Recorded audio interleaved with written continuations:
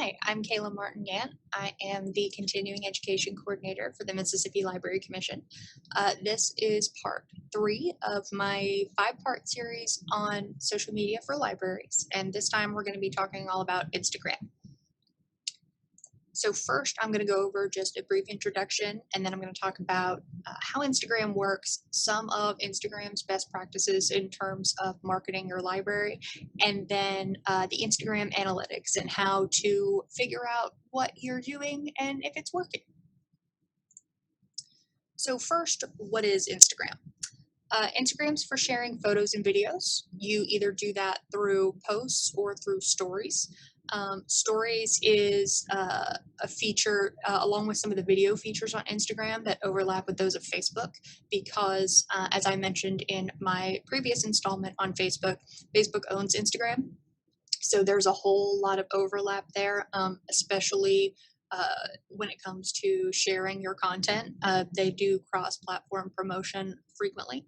And a lot of the analytics and all of that look very, very similar. The learning curve for Instagram really isn't that steep. There are just a few aspects that are really, really important for you to understand if you want your library to be successful on Instagram. And those are timing, visual creativity, and hashtags. Really, Instagram isn't that hard, y'all. There are just a couple things you've got to master, and then once you do that, you're set.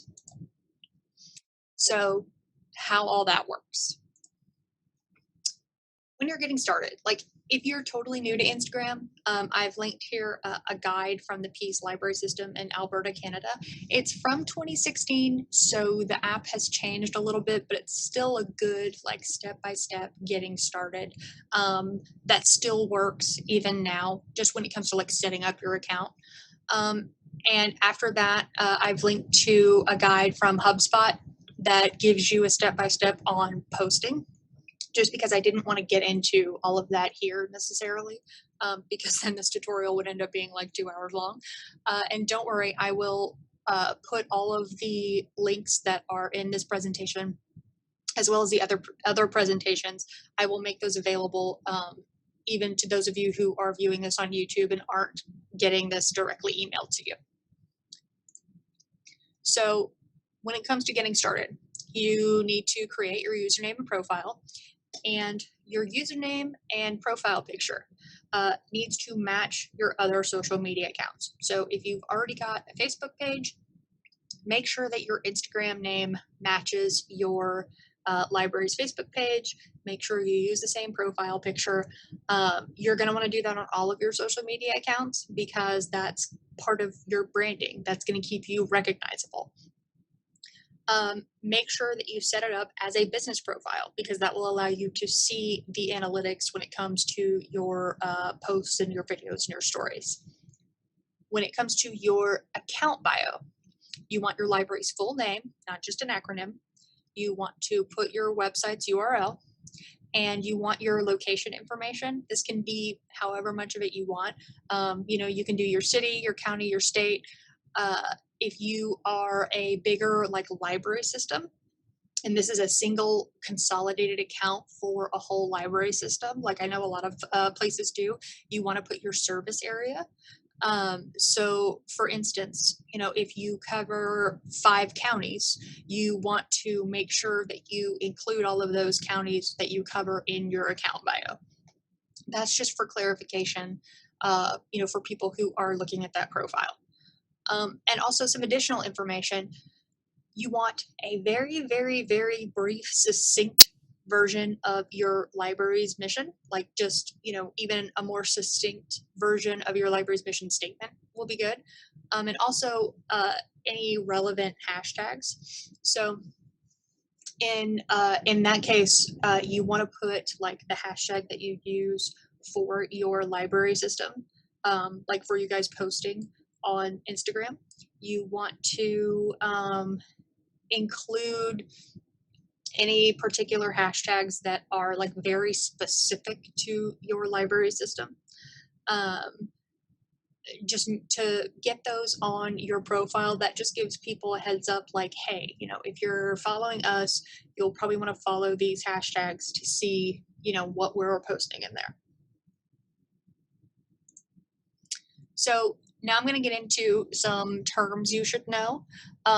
There's going to be one or two slides of this just because there's some terminology that you guys want to make sure you understand before you jump into all this. Just so posting, it's like with Facebook, posts show up on your main account page and then on the feeds of the people who follow your account. It's set up pretty much exactly the same as Facebook. Your stories, those are the short posts that are visible for 24 hours. You can create multiple stories a day, and essentially when somebody clicks on your little profile picture, it will bring up the first story that's in line, and it'll last for, I think it can last up to 15 seconds, and then if you have posted several of them in a row, it'll just immediately move on to the next one. That's the same also as Facebook. They've done it on both platforms. And Instagram Live is exactly like Facebook Live. It's a video feature that allows you to broadcast live to your followers. But there is more that goes along with Instagram Live and like Instagram video in general that I'll get into in a minute. The word tag, basically if you put the little @ sign before someone's handle or username, it attaches them to your post. That's also usually referred to as a mention. So here's an example. Today's program is presented by, and it's at MSLIBCOMM. That's the Mississippi Library Commission. So that's essentially tagging that particular person or organization or whatever in your post. In the post, it lights up blue and acts like as a link to that particular organization's profile, and also it notifies that person that you've tagged them. It acts, I know I keep saying it, but I really want to emphasize, it's very much just like Facebook when you mention somebody on Facebook. So hashtags. Most of you are familiar with what hashtags are. I will say that they're not nearly as important on Facebook as they are on Instagram. They are vital for being successful on Instagram, whereas on Facebook, that's not really how Facebook works, and they never really took off on Facebook like they did on Instagram. There have been, multiple studies that show that really hashtags just don't get the traction on Facebook that they do on Instagram or Twitter, which I'll be addressing Twitter in my next video. But hashtags for Instagram, you use them to describe and categorize a post. You always have to put the # sign at the beginning. They're not case sensitive.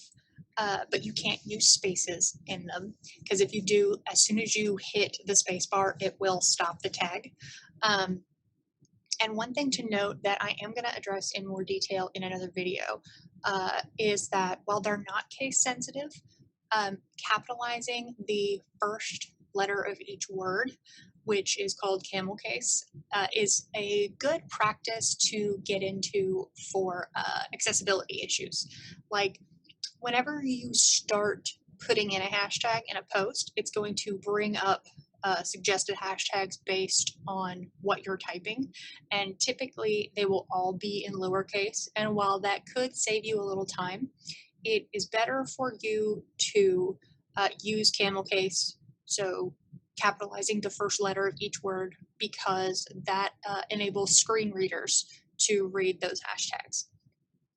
So that's just something to keep in mind. But using hashtags and using them correctly is one of the biggest keys to being successful on Instagram. And that I'm going to get into more in this presentation as well.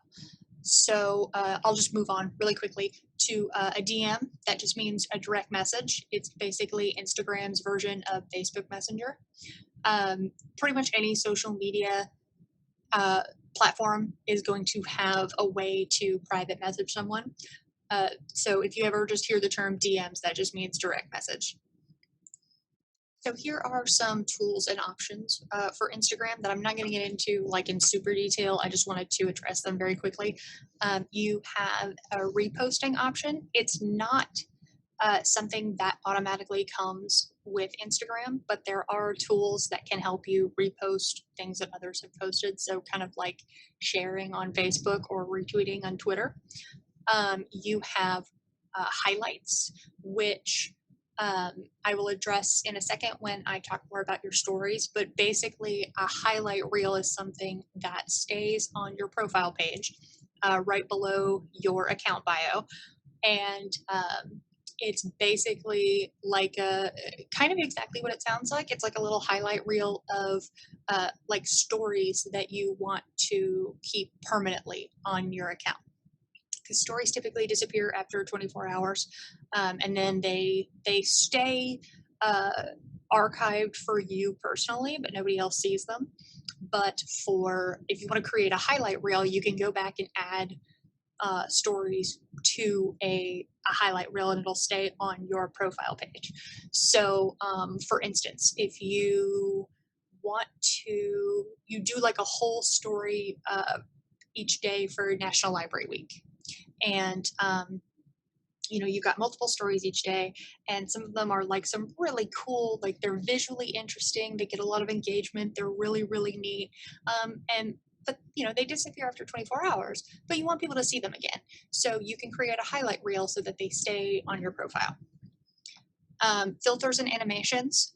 Filters, I'm sure all of you are familiar with that term by now, and filters are now things that are pretty much on all social media platforms, as well as like they just kind of come automatically on mobile devices now. But yeah, they change the lighting and the highlights and the color saturation and all of that kind of stuff on photographs, so they can make them appear a little different. Some filters are just often used as like enhancement tools to, you know, make something look a little smoother, a little more even. Some of them are really, really artsy. So it really kind of depends. But a lot of those are on Instagram. And you also have animations.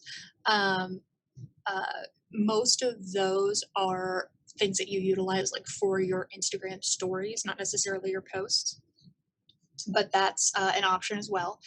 Basically, like the animations and all of that are kind of like Snapchat happened, and Instagram was like, we want it on that. So that's kind of why that exists. But then you can also boost posts on Instagram the same way that you can on Facebook, and it works the exact same way, pretty much. You just uh, pay, you know, a small amount, really however much you want, depending on the level of reach you want, and it will boost a post that you have made for a wider audience. So to get a little more in detail for Instagram stories, um, the story feature, it's a really great alternative to posting like constantly.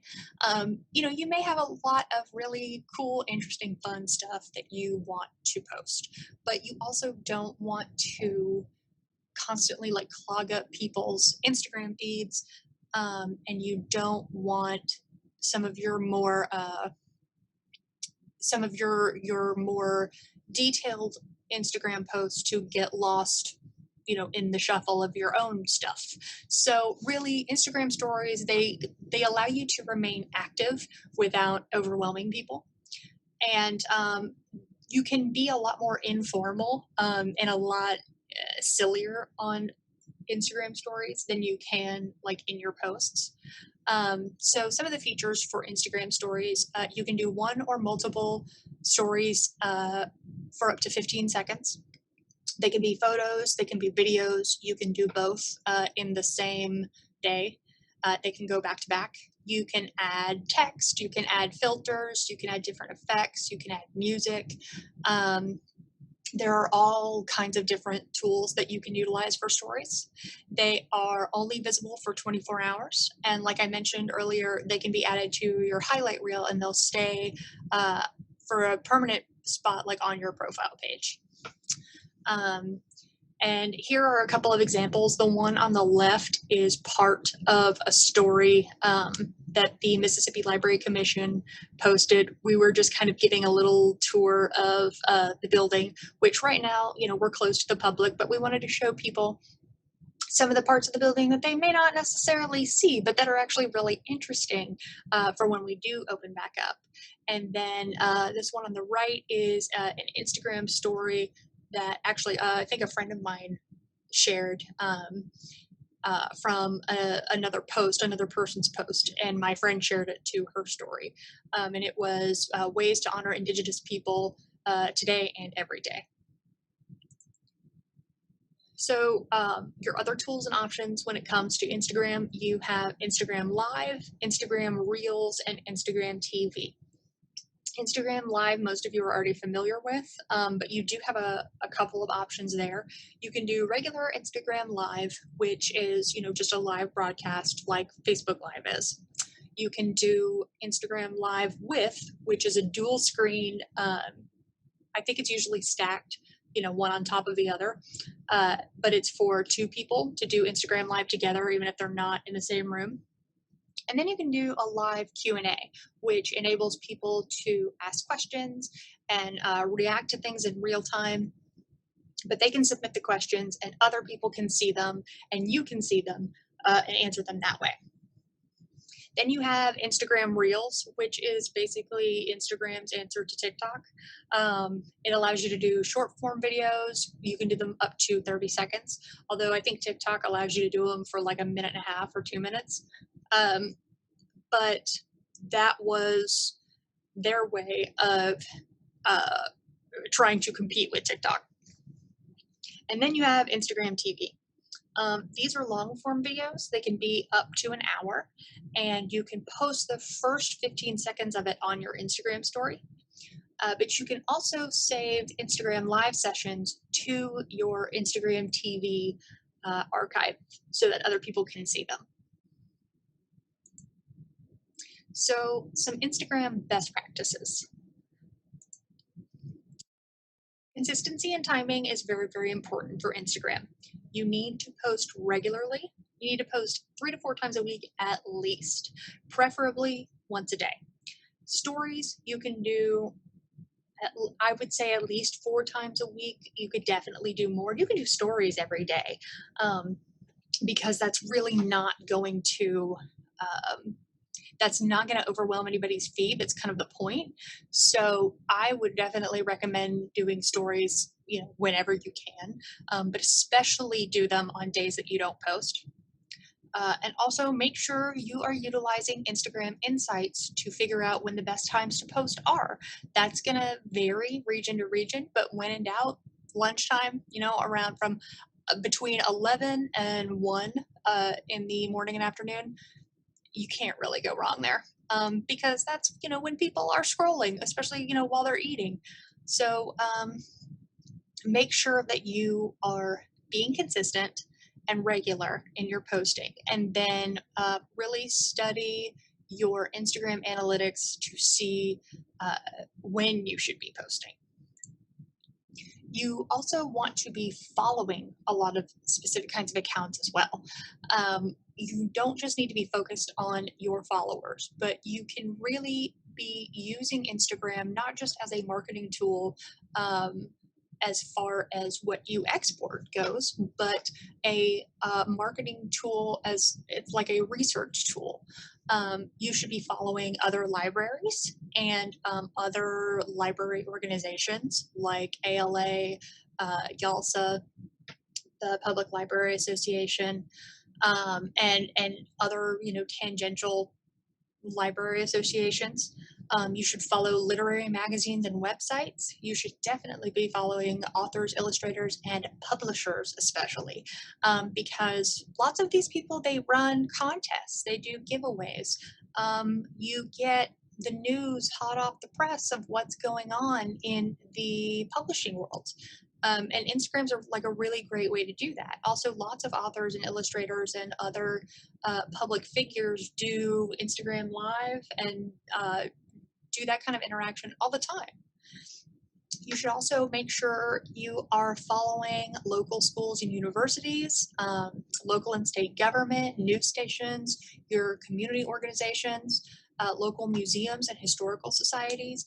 Not only do you want to form a network with these other community pillars in terms of all of you, communicating and sharing resources, but you want to know what's going on in your community for several reasons. I mean, one, because you should want to know anyway, but two, people are going to ask you. People trust libraries. They not only trust libraries to have information, but to have the correct information. So you really want to keep up with what's going on, especially with what's going on around you. So some hashtag rules. Typically around 10 hashtags per post is a good general number. I know that probably seems like a lot if you're not used to using Instagram, but trust me, it's not. Some places recommend 30. I would not go that far. I'd say like 10 to 15 maybe. Because you have to keep in mind as well that there are some variations on like the same kind of hashtags, just depending on what people automatically gravitate to, what they're using. So you may want to do libraries of Instagram, librarians of Instagram, libraries, library life, like all that. You can knock up to 10 hashtags right there of just general things that aren't even specific to your library. You also want to make sure that you're not just using library hashtags, but reading and book related hashtags as well. Make sure that when you create your specific hashtag for your library that you don't deviate from that. You want that to be consistent. You want that to be people like know and associate that with you. But you can also create unique hashtags for really big events and campaigns. So say, you've got an event that is not just for one library, but is a whole system-wide library event. You can do a specific hashtag for that. And not only can you be posting things leading up to it in that hashtag to kind of give people a preview of what's going on, but you also make sure then that they use that hashtag when they take photos at that event and when they talk about that event. And like I said before, make sure you use camel case, which is all first letters capitalized, because that makes it so your hashtags can be read by screen readers. That's for the physically or visually impaired who are having to utilize screen readers in order to, go on these social media sites. There are lots and lots of different hashtags, and I've got some resources that I will be sending out with this that will have different like library and book related hashtags to follow. I just didn't want to make one giant slide full of that. But typically when you start to write a hashtag, you will have suggestions that automatically come up. Pay attention to those suggestions because those are what's trending in terms of what you're already writing out and trying to do. So pay attention to the trending hashtags and stuff as well. Also, one tip that I would say is don't necessarily just go for the most popular hashtag when you are using those, because they're the most popular for a reason. A lot of people are using that tag, and if you are not a super well-known entity, it's less likely that people are going to see your post. So make sure that when you are using hashtags or trying to figure out what hashtags to use that are not strictly for your library in particular. They're not like your specific library hashtag or one that's attached to one of your events or campaigns, that you go for a variety of tags in terms of the size and popularity, just to make sure you're kind of broadening your audience and you're going to get as much exposure as possible. So some content ideas, you could do uh, pictures, of overflowing book drops from over a weekend. You can do behind the scenes photos of, staff who are doing book repair or doing art projects. People love behind the scenes stuff, and that's always good for you to do to, give your library some personality and some faces to attach to these accounts. You could do posts of funny weeded book covers and DVD covers, because I know that we all tend to find things in our stacks that are bizarre, and we're like, why is that even still in there? How did nobody notice this? Um, you can do posts that are, programs in action. You can do, if, patrons make projects or different art, you can do close-ups of your exhibits and displays, and of, surrounding nature. If it's, a very particularly pretty day outside, you can do that too. Um, I would do that, like in a story. Like this down here is a series of stories that we did that was just kind of showing off some of the parts of the building, like I talked about earlier. And at the Mississippi Library Commission, we actually have a reading porch. It's on our second floor, and it's just a little screened in room that's got a few tables, and it's got a fan, and it overlooks, the outside grounds, which are really beautiful. And it's a really nice, quiet, it's a really beautiful little place. Granted, this is in Mississippi, so it does get to be, 1,000 humid degrees here. So that may not necessarily be something you want to do during July, but still. A lot of people don't know that exists, and that's a shame. So we wanted to let everybody know that, hey, whenever we open back up, that should be something you check out. So a couple of do's and don'ts for Instagram. Make sure that you are photographing people from the waist or shoulders up, except for kids.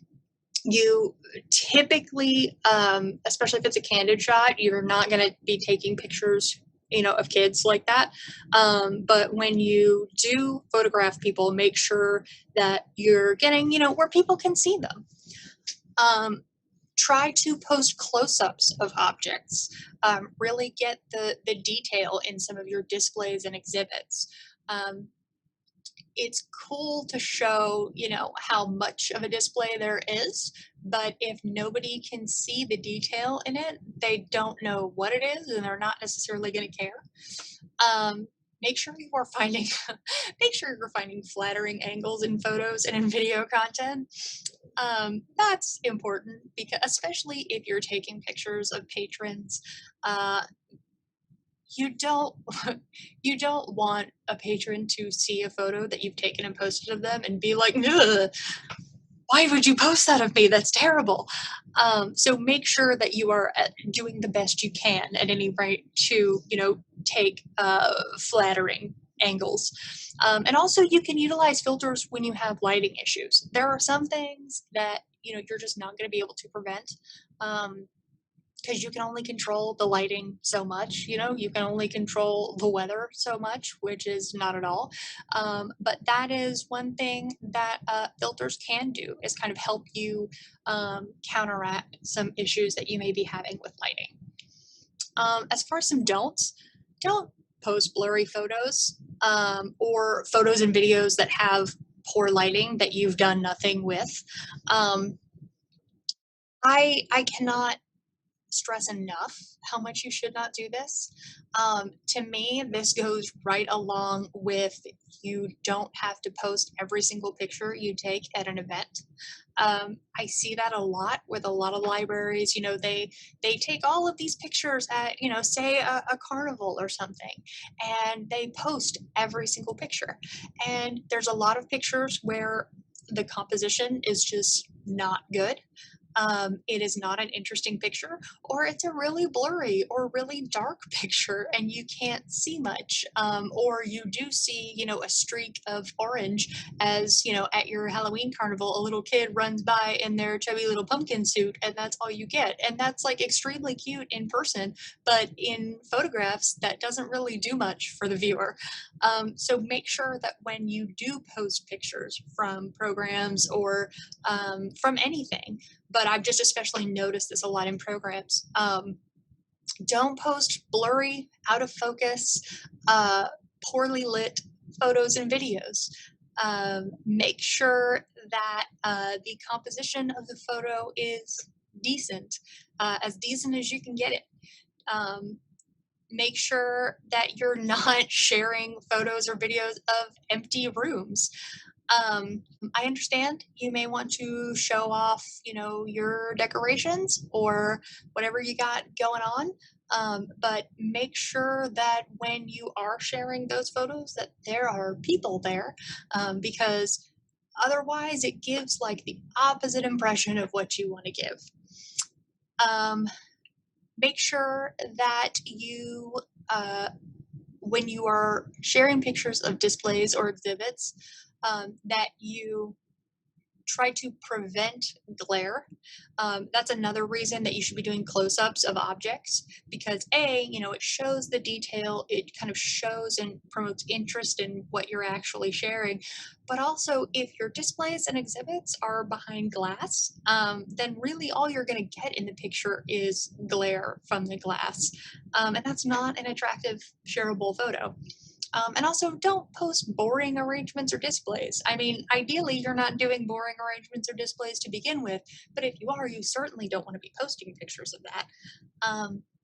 You want your displays and arrangements and your photographs to be interesting and colorful and dynamic. So that's just some basics in terms of some tips of what you should and should not do on Instagram, which brings us to the analytics side. So the thing about Instagram is that it doesn't really have a great analytics. The Creator Studio app that's on desktop and mobile, it's the only like native program for tracking more long-term Instagram insights, because the insights that are available on Instagram itself only track back like a week. And there are a lot of things that it doesn't track at all. So Instagram tends to have a lot of third-party tools that people have created and begun utilizing to really get into the nitty-gritty of insights and analysis for Instagram metrics. A lot of those third-party tools, they're going to be paid plans, and they will probably encompass more than just Instagram. But these ones on the left are a few that have decent free options. There's SquareLovin, Pixly, Socialbaker, and Union Metrics. Ideally, you would try to find a third-party tool that is either free or cheap, that kind of is an all-in-one. But in the event that you can't, here are a few options for you to look in, at least for Instagram. And that's all I've got for that. Again, my name is Kayla Martin Gant, and this is my contact information. It's kmartin-gant at mlc.lib.ms.us. You can always email or call me if you have any questions about this or anything else. And I will see you for my next video, which is all about Twitter. Thanks.